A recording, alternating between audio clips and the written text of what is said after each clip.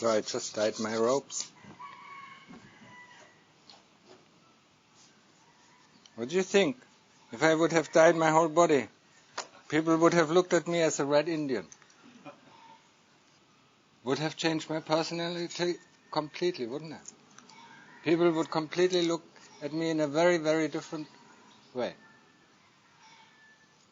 They ask you, what has it to do with me? Caucasians normally look down on people with other skin color.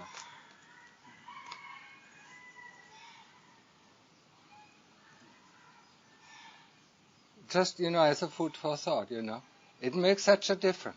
Just the outer appearance. It has nothing to do, with my personality, does it? When we do our hairs, the women like to go, every month and do their hair. They think they're a different person. They look different. But what has it to do with us? What has it to do with our personality, what we think we are, who we are? Just this look and see how important it is. See the clothes. See the color of the skin, If the Caucasians, go to a hot country and get a suntan, that's fashionable. So they looked up, 100 years ago, when somebody had a suntan, he was looked down again because he was a common worker. But what has it to do with us? And there are so many things. The clothes that we wear, the trousers, they have to be trendy. The skirts or even the sweaters or this kind of fashion or that kind of fashion. And we go for it. This kind of smell and that kind of smell. But does it change something? I asked, does it change something, anything within us? It doesn't change our thought, it doesn't change our feeling, it doesn't change our memories. It just changes the outer appearance. And because the outer appearance is so important for us, we measure everything against it. A person is nice because of his outer appearance. Yeah? A person is not so nice. Let's see, for instance, a drunkard, somebody, who's living on the streets. We always look down. The way he looks, the way he acts.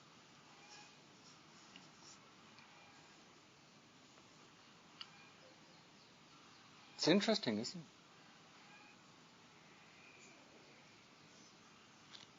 it? You do so many things for the outer appearance. Hairstyle. In Thai, you know that hair and eye are one and the same thing.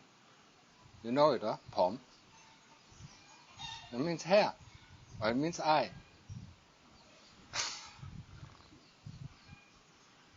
It's so important, this hair. Because it's so important, the monks shave it off. And the nuns the same thing.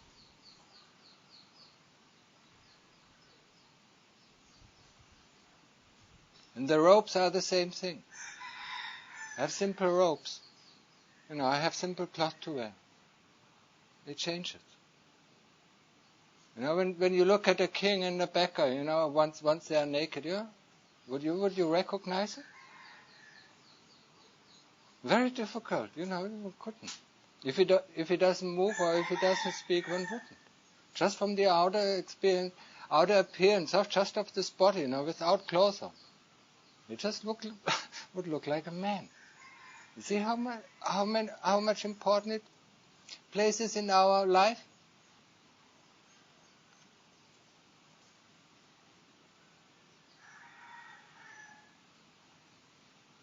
Think about it. Yeah? What does it make it? Does it really change us? Does it change?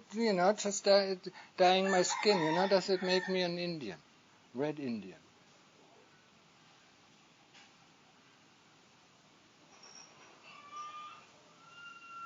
Or if I color my hair, when you color your hair, we're getting blonde, you look very different to other people. Some people might get very interested. And that's why we do it. We want to attract. We want to attract other people, Not only the other sex, mostly the other sex, but other people. With our style, with our outer appearance, isn't it? That's why we dress up. We call it dress up. And that's why we make up, use make-up, to make up for something that isn't there.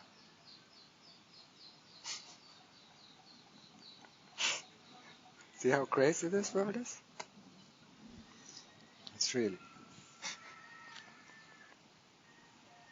I want to try to get something, get a clear message to you.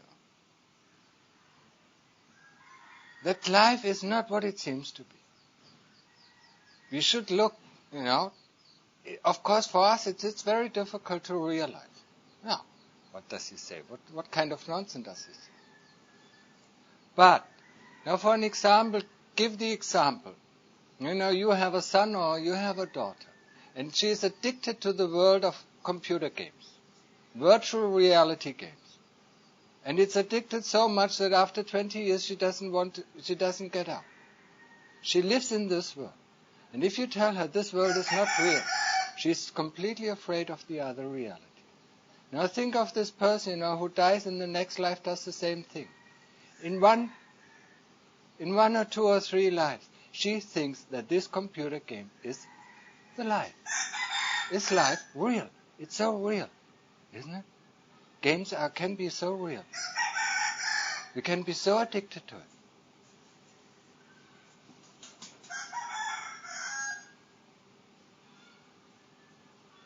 Have you seen people addicted to games?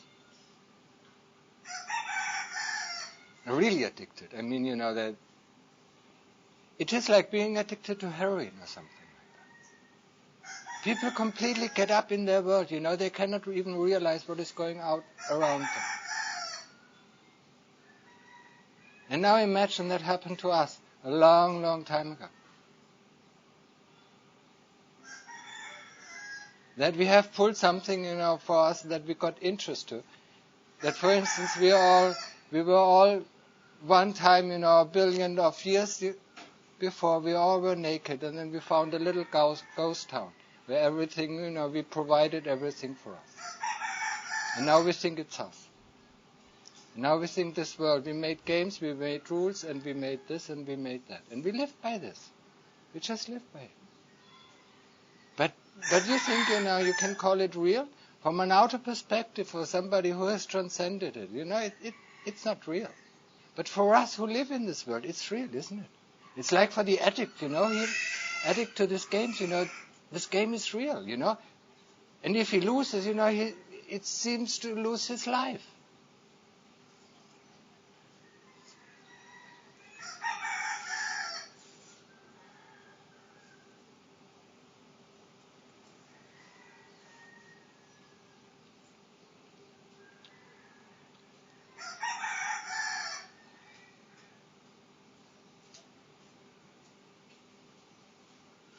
And that is exactly what seems to have happened, long, long, long time ago.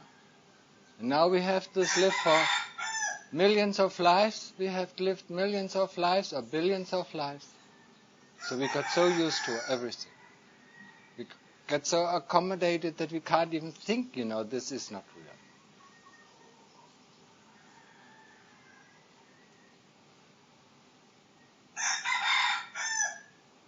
But, this is a thought. It's a thought for you to think about.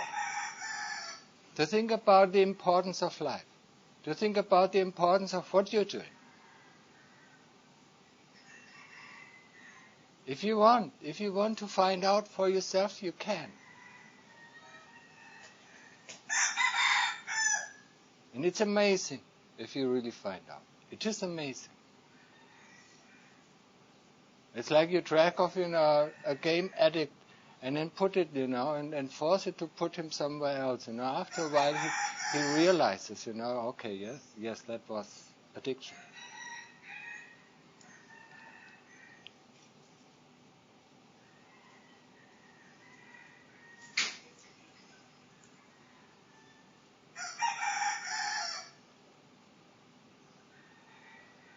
But the problem is because it looks so real. It is so real, We can feel it, we can hear it, we can see, we can sense, And that's why it's so difficult, to get beyond. That's the whole reason, Otherwise, if I just could say something, and it snapped in, you would all see the reality, then that would be nice, wouldn't it? But it costs a lot of effort. We have to see in a different way. We have to change our glasses. Put our green glasses or dark glasses or sometimes blue glasses out from our eyes, and see what is there, the real colors. And when you put on different kind of glasses, you see the world in a rose red, or you see it dark, or you see it, depending on your mood. The mood are your glasses. How you view the world. When you're happy or when you fall in love, the whole world smiles. But when somebody puts you down, the whole world is angry at you. But it's not because the world changes, it's because we change. Our views change. Our insight changes. And that makes the thing. We are the ones who see the world as we want to see. And I think this should become clear to us. We want to see the world in this way. We want to see our friend or our partner in this way. We expect him to be like this or like that. If he isn't, then we get angry. If he is, then we're happy. But he has his own personality. We don't even take that into account. He has his own personality. How can he know what we expect of him? We don't even know for ourselves what we want most of the times. So how can he know, or how can she know what we want? One day we want it like this, and the other day we want it like that. Don't we?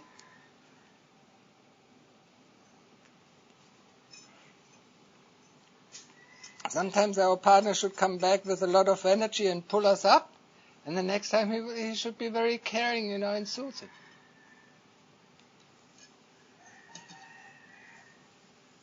We are the center of the world, and everybody has to dance to our rhythm. We forget that. And because, not everybody can be the center of the world, that's why all the fights are there. They fight for superiority, they fight for power, they fight for money or whatever, Because everybody wants to command the world, after his own ideas. And it starts in the family. Or it starts in the partnership.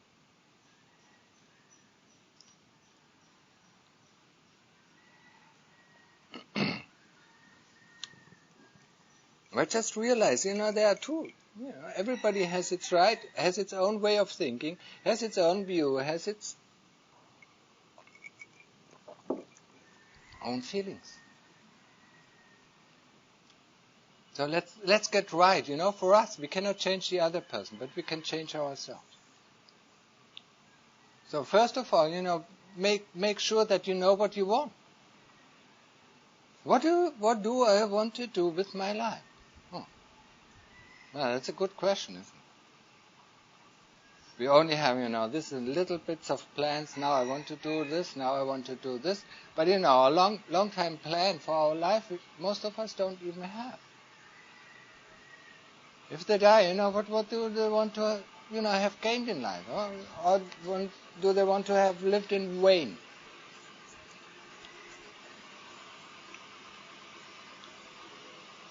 And then if we are Buddhists, we should better ask ourselves, how is the next life going to be? If this life wasn't that great, and we haven't changed anything, how will the next life be better?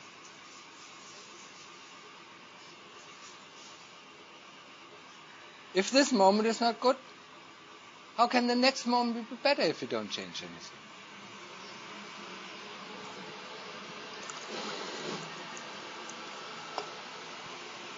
Wait a little bit.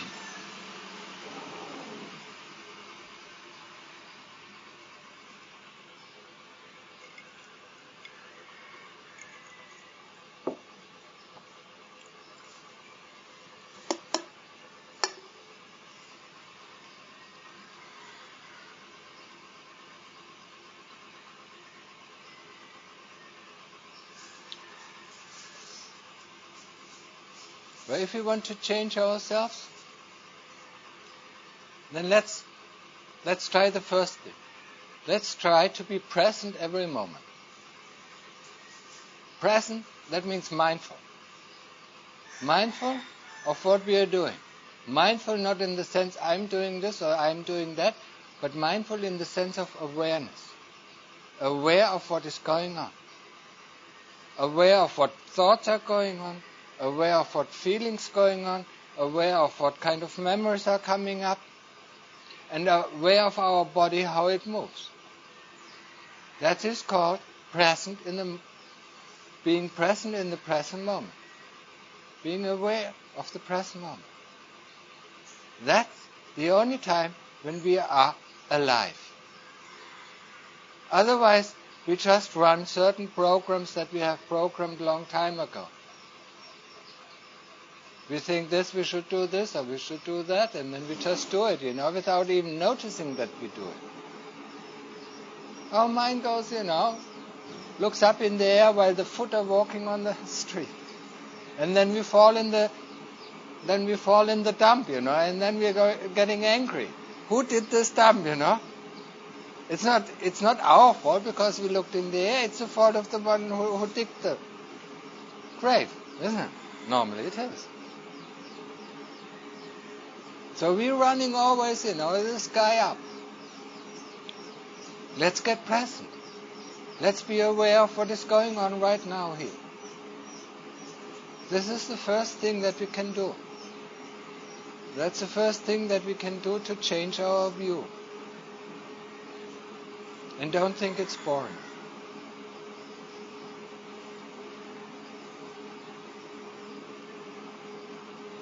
I have to wait a little bit.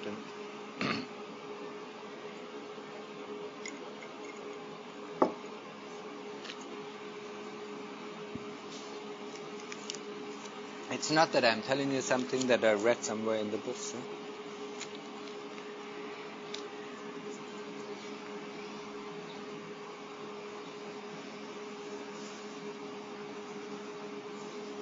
Quite a few years, probably now 16 or 17 years ago, I went into homelessness.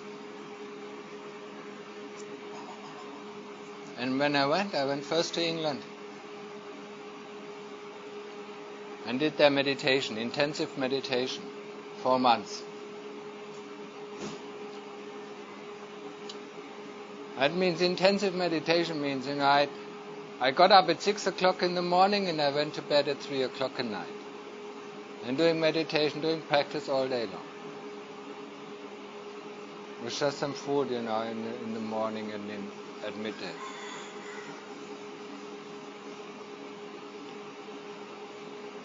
Things can change.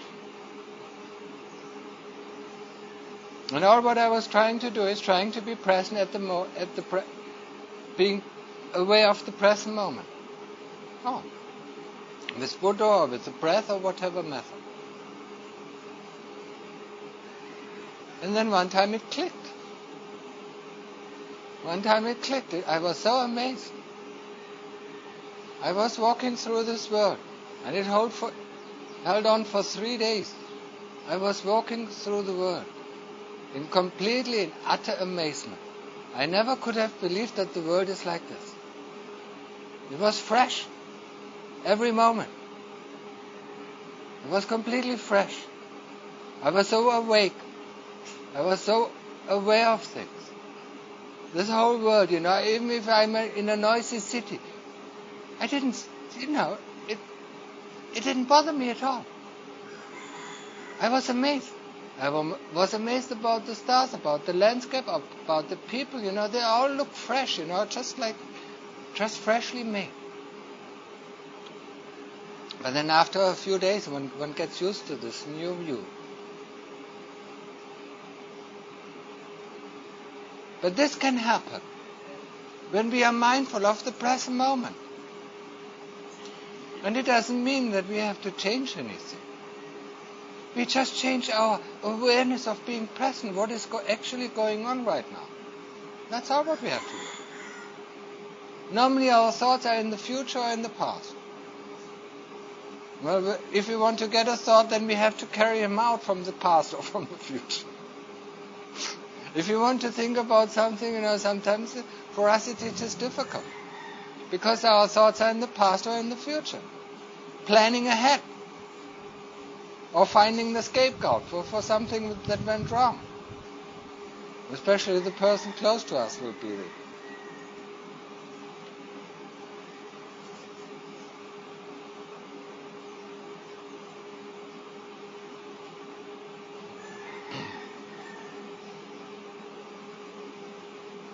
Okay, now this is just as some thoughts. One can ask yourself, what do I want to do with my life? What is life? What really is life? What do we think of life? Why do we have to make up ourselves? Why do we place so much importance on our outside? On our appearance? Why don't we place a little bit of importance on our inside that makes everything move? It's like, the Germans love cars, and they polish up, every scratch of the car, But they don't care about the driver who wrecks the car. They care only about the outside. That this is nice and shiny and looking, and fashionable and so on and so on. And so do we. We just look at our body, that it's fashionable, that it's beautiful, that it's clean and shiny. We don't look at the driver. And the driver is nothing else than the cheetah. The cheetah is the driver of this body.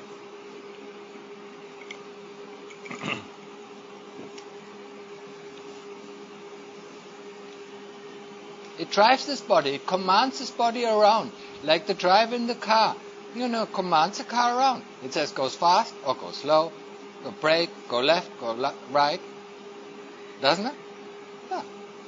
So the cheetah says, move your arm, move this, walk, sleep, things like that. Oh, I want to do this, or I want to do that, I can do this, I can't do this. That comes all from inside. There's no place else that commands the body around. The only thing that commands the body around is the cheetah. We should be aware of that, or we should get clear of this. That there is always a command center. And the command center is the cheetah. So, now if you think about this in this way, why don't we take a little bit care, or why don't we take a little care of the cheetah? Why don't we clean and wash it a little bit, so it doesn't smell so much?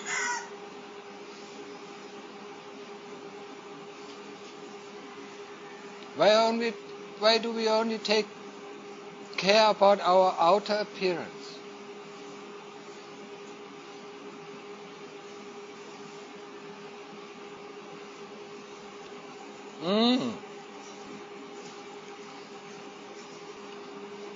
So now we should actually start. But the explanation of what Buddhism is actually pretty easy. It is comprised in the Four Noble Truths. The first of the Noble Truths is that there is dukkha.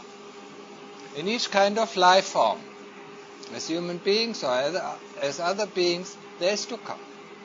Dukkha means unsatisfactoriness, discomfort, mental discomfort, bodily discomfort. That is dukkha. It can be pain, it can be suffering, you can call it everything. It can be restlessness, everything what is uncomfortable to us, or everything that is dissatisfying us. That is called dukkha. That is the first noble truth that the Lord Buddha proclaimed, that there is, in any kind of life form, in any kind of realm, there is dukkha.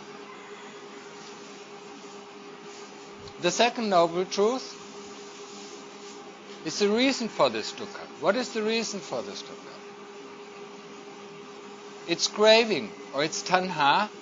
That means craving to be, or to become, craving not to be or not to become, this is the source for our dukkha. We want to be a person.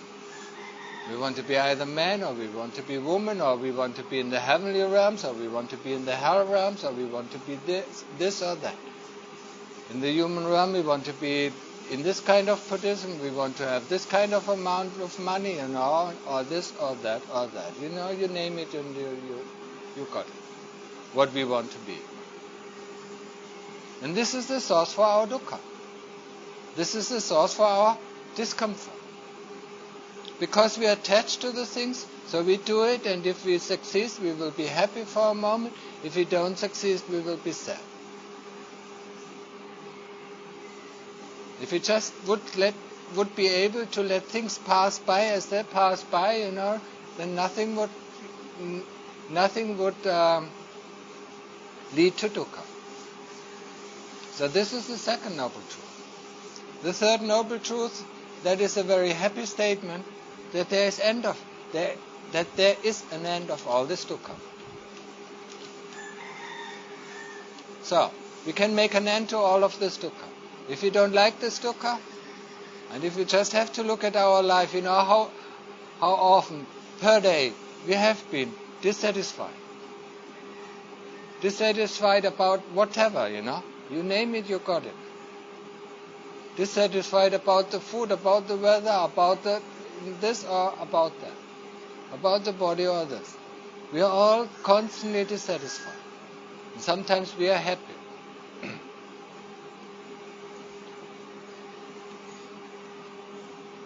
Happy or pleasant, pleasant feelings is just the opposite of dukkha, and in Pali it's called sukha. So it's just the opposite. So the third noble truth tells us there is an end, or we can make an end to this dukkha. For people who don't like this dukkha anymore in their lives, that's a very happy news. For people who don't care a lot, it doesn't bother them. And the fourth noble truth is actually the most important truth. It's the path that leads out to dukkha. The path that leads to the end of all dukkha.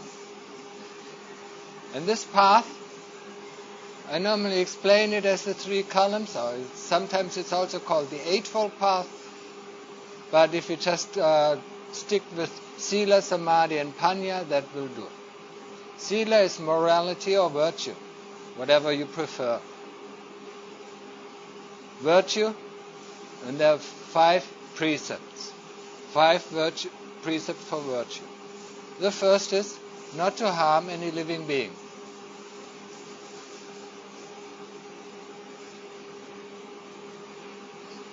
The second precept is not to take what is not given. The third precept is not to lie, use harsh speech, or decisive speech. Not decisive, deceiving speech. The fourth is no sexual misconduct.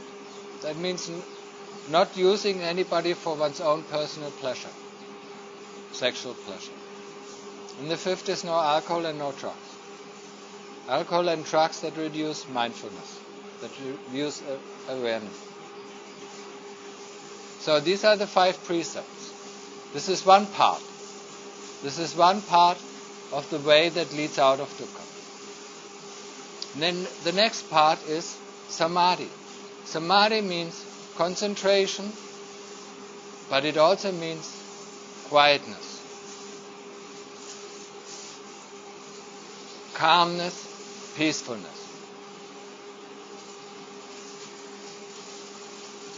And the third one is wisdom.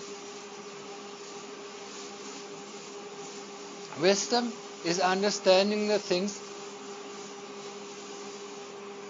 in their true nature. Wisdom, for instance, is when we go to a show of a magician and then we see all the fantastic things he does. When we go behind and we are fascinated by when we go behind the stage and we look how he does the tricks, then all this fascination will go.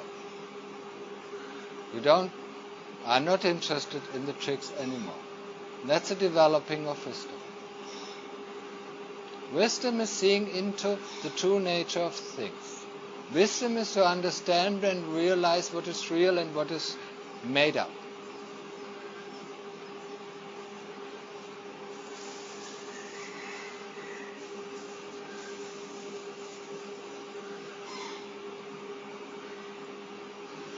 So that's all. When we are going on the path of investigation, then we have to investigate 5 things.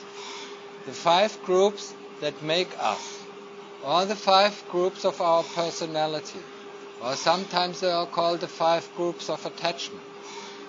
These 5 groups that make us, or that form our personality, are the 5 khandhas, or 5 groups, and that starts with the body. Body is one of the groups. Feeling, that be bodily feeling or mental feeling, and there are 3 kinds of feeling. That is pleasant feeling, unpleasant feeling, and neutral feeling. That's another group. The 3rd group is memory. Memory, all our memories, all our association and labels that we put onto things. That is the 3rd group. The 4th group is thoughts, short thoughts, views and opinions. And the 5th group is consciousness. And this combination of these 5 groups make us. If you can find anything else that makes you, just let me know. It can all be put into the 5 groups. One of the group is working at the moment, is present at that very moment. Maybe the body, or maybe feeling, or maybe memory, or maybe thought. But everything that we call us, everything that we call I, or myself, is actually belonging to one of these groups. So when we start the investigation, then we start with these 5 khandhas, or with these 5 groups.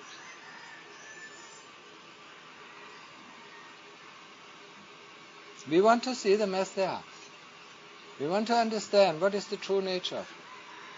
And when we see it, when we see 5 balls, there's this game of 5 balls sitting close together. When you touch one of them, all the others will move as well. And that is the same. When the body moves, memory comes up, or feeling comes up, or thought comes up. When a thought comes up, a feeling comes up, or memory comes up. And then another thought, and it triggers it and triggers and triggers, and it rattles along, since our birth. And before our birth, but this we don't remember. Since our birth it rattles along. It's either thought, it's our memory, it's our feeling, or it's the body, or this or that. And one triggers the other. And we want to stop it for a moment to see what is actually there. And we can do that if we want. If we put our mind on one point, not letting going out, and that is the training of samadhi.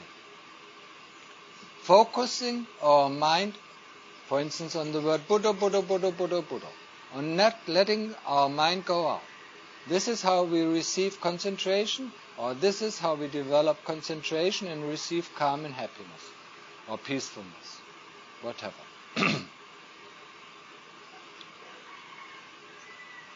And when we do it, suddenly thoughts and memories and all this will disappear or go in the background. And then all what exists, we can call it another dimension, is the realm of experience, or the realm of phenomena. In the spiritual world you can also call it the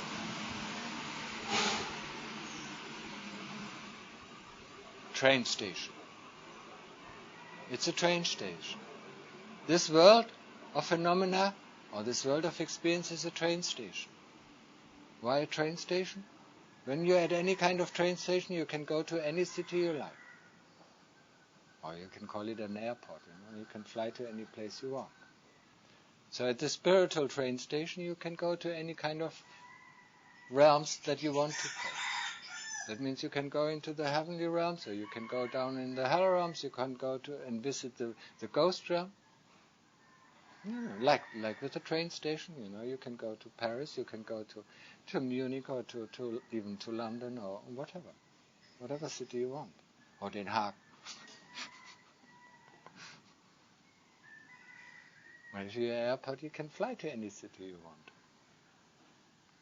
So that's why this world, when thought and memory stops working for a moment, that's what we can experience. And if we are skilled enough, we first have to realize that it's a train station, and then we have to learn how to catch the right train, or where the train goes, of course. It takes a little bit of skill. But we can do it if you want to. If you want to, if you don't believe in hell, or if you don't believe in heaven, that's where we go, and we can check it out. We can go there if you want to. It's not beyond our abilities. But of course, everything, in this world needs to be developed. We need to have a certain skill, We even need to have a certain skill to drive a car, don't we? Most of the countries require a driver license. So they train the driver, before they sit him in the car, or let him sit or drive the car. And for any kind of profession, we need to develop some skills. So is it with a spiritual profession? We need to develop some skills. First of all, we have to get there. And that is rather easy. Think of it. It's the most simplest task in the whole world. So why can't we do it? Why can't we stick our attention onto one point? See how difficult it is? It holds on for 3 minutes, and then the mind wanders off. It wants to think about this, or it wants to think about that, or it wants to memorize that, or it wants to plan the future, It has a nice moment, and then it wants to plan the future ahead. It has a bad moment, and then it wants to quit.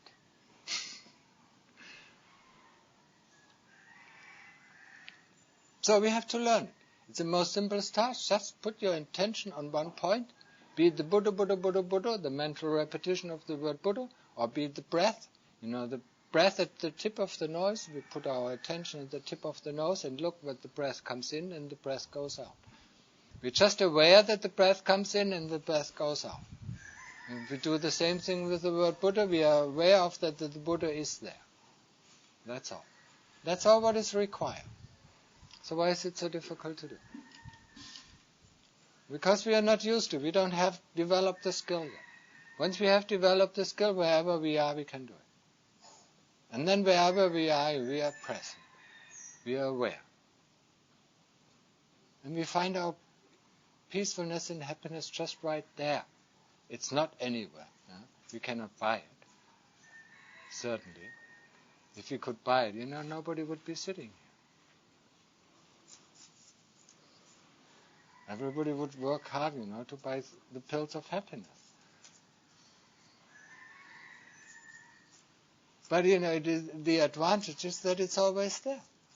We just need to care. We just need to care to look. It's just right there in this heart, Everything what we need is right there. It's nowhere else. Just think about where all the feelings arise, The feelings of love arise in this heart. The feeling of hate arises in this heart. The feeling of envy or greed or whatever, just arises here, nowhere else. It doesn't arise in the things. The things are the trigger. Person or things are a trigger. But the feeling doesn't arise, you wouldn't say that your feeling of love arises in that leaf or in that, in that beautiful car, whatever you want to. It arises here. And there we feel it. Don't we? Or we feel it outside. Maybe sometimes people, don't even realize that they feel something. We feel it right here in the heart. That's where it is. And that's where we should train, or we should develop the skill to get there. And it's not difficult. It's really not difficult. It takes a little bit of of effort, of determination. That's all. Determination, to keep at the word, determination to keep at the breath, and the effort, to investigate, to put our awareness on this one point, on not letting going out. Once the mind goes out, just catch it at its tail and drag it back. That's all. So, doesn't sound difficult, does it? So let's do it, If you want to experience, if we go, we build ships, to go outer space. We don't even need to build these expensive ships, to go outer space. If we want to go outer space, we just drop in our heart, and then we can go wherever we want to. Where no man can reach, with his vessels, or with his ships, or with his, whatever you call it, We just go right here in the heart, and go wherever we want. If we want, if we care to. We don't have to. We just can stay there and take a nap. I mean, people do a nap, don't they? If they're tired, they do a nap. And if they're really tired, then they sleep. So when is it the last time that you put your mind to sleep? Never. Ever. So, can you imagine how tired he must be? Or it must be? The mind has never been put to rest. During the day he thinks, in the night he dreams. So how tired it must be.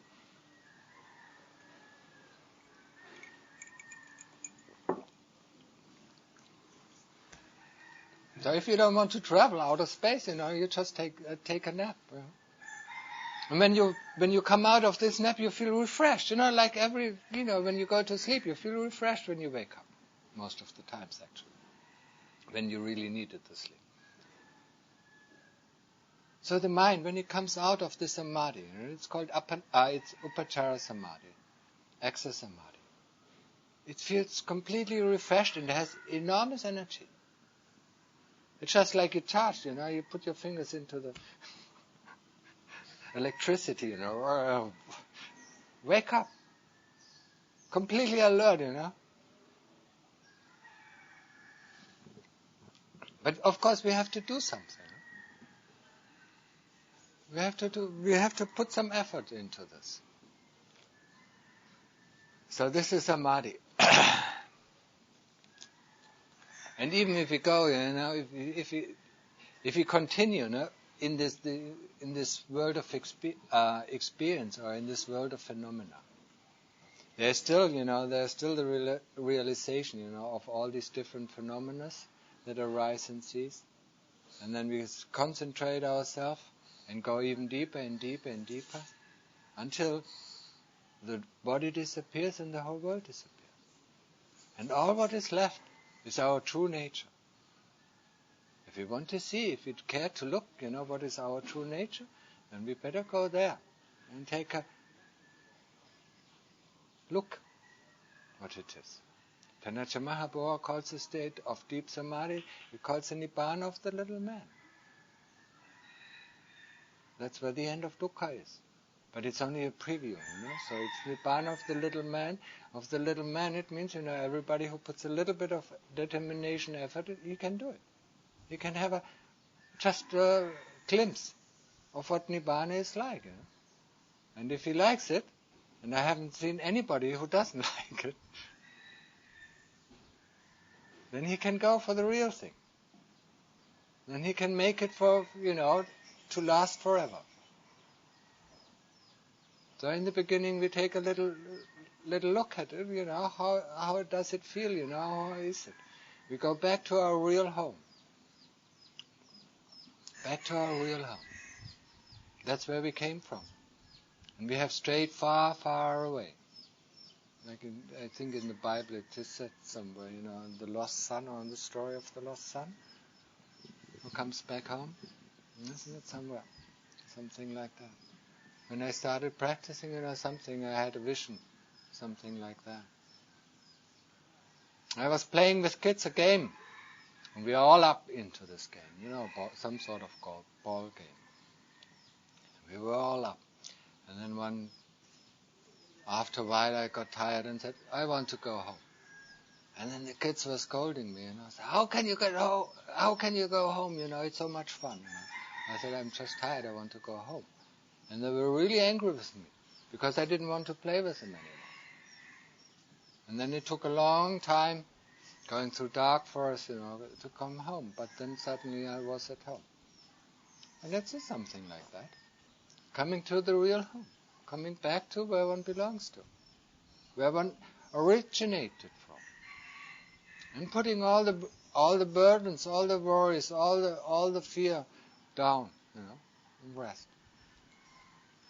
That is what normally should be the feeling when we come home, We put all the worries, and we come back to, if it's a nice home, if we have nice parents. When we come home, we can actually relax, We are not responsible for anything. Mother, cook this for me. Father, do this for me. We just can relax. We are at home, where we originated from. And that's the same thing in the spiritual sense. Just let's go back home. Have a look, what is our real home like?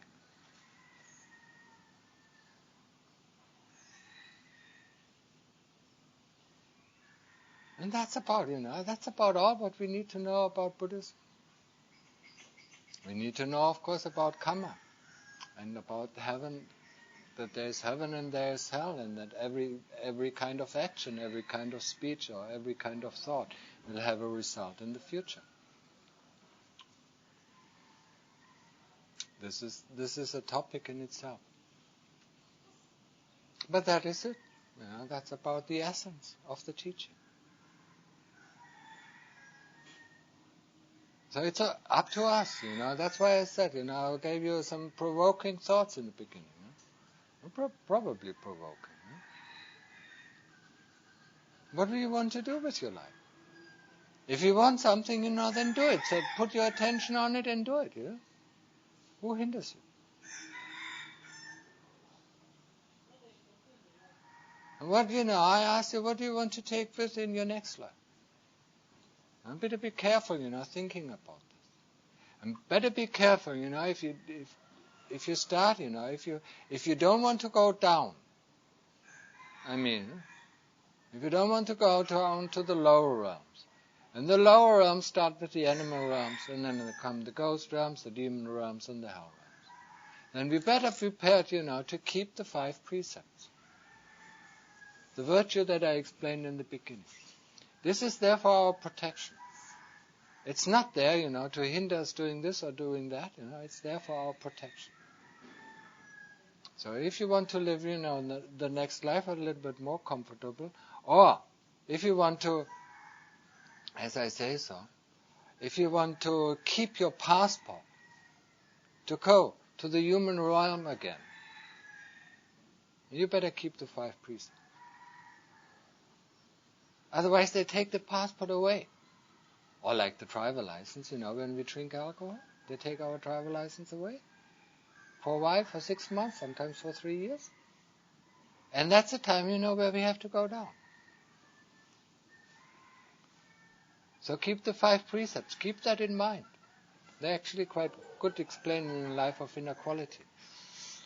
So keep this in mind. They are there for our protection, not to fall down, Like the protection, of the humans, when, at least in the European countries, when you're drunk, you cannot drive. And if they catch you, they take away your driver license. The first time it's half a year, or 2 years, or I don't know anymore. It used to be half a year. So if you want to make sure that your next life is a human life, you better keep the 5 precepts. If you don't care, if you like, because some of the Thais are actually quite good, So, well, the heavenly realm is so lonely and cold, and in the hell realm there are so many people, and it's so hot and warm. That's why I like to go there. It's that kind of joke to play with. But don't take it as a joke. In the human realm, as I said before, with the dukkha and the sukha, so with the pleasant things and unpleasant things, if we are at at most, in the human realm, we can receive 50% of pleasant things and 50% of unpleasant things. But most of the times it's much, much less. When we are behaving according to the 5 precepts, then we can gain the maximum. But in realms that are below the human realms, the dukkha increases.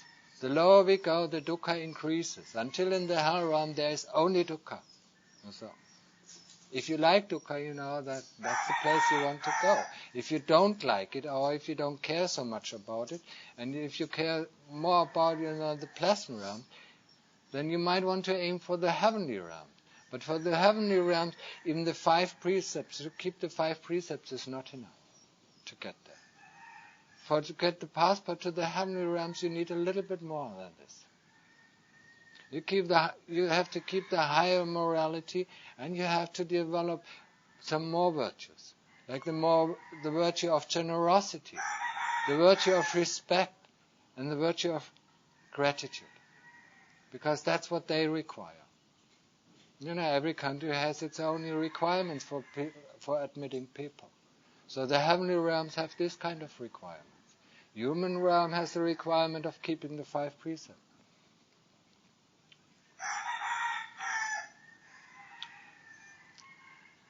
So keep it in mind, If you see it as a guidance, if you see it as something that helps you, or protects you from falling down.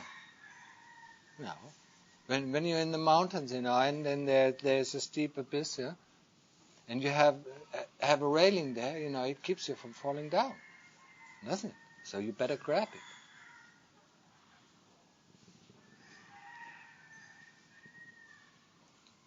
But it's up to you, it's your life, You're responsible. Every one of you is responsible for his own life.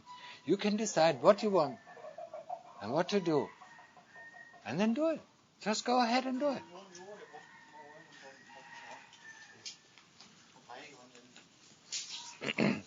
I just told you, what is in line with Buddha's teaching. And I gave you a short overview. And of course, every point of it can be explained in very detail. But for the moment, I stop at that here, and if there are any questions, now you're welcome to ask them.